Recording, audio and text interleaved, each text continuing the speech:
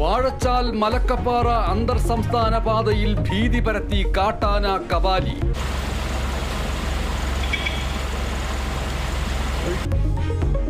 ഒരു മണിക്കൂറോളം ഗതാഗതം തടസ്സപ്പെടുത്തി. കാട്ടാന ഇറങ്ങിയത് ഷോളയാർ പവർ ഹൗസിന് സമീപം.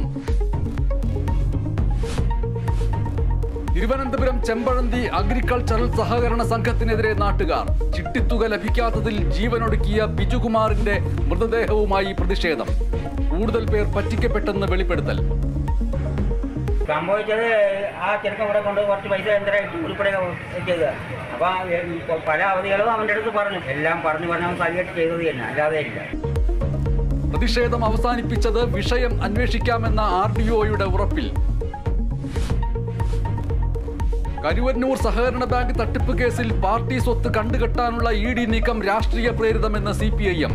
നിയമപരമായും രാഷ്ട്രീയമായും നേരിടുമെന്ന് MV ഗോവിന്ദൻ. ED നടപടിയെക്കുറിച്ച് അറിയില്ലെന്ന് MM വർഗീസ്.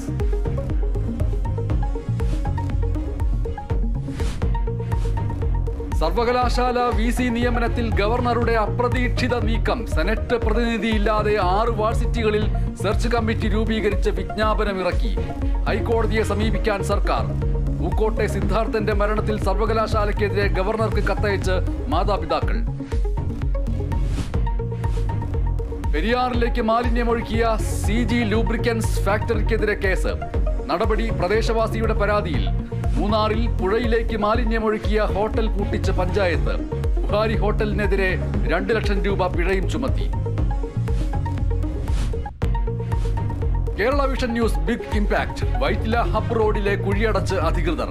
നടപടി റോഡിന്റെ ശോച്യാവസ്ഥയെക്കുറിച്ചുള്ള കേരള വിഷൻ ന്യൂസ് വാർത്തയ്ക്ക് പിന്നാലെ.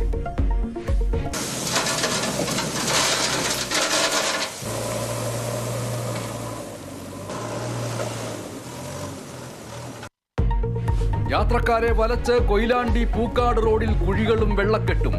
കേരള വിഷൻ പരമ്പര നാവ കുഴിയടയ്ക്കാം തുടരുന്നു.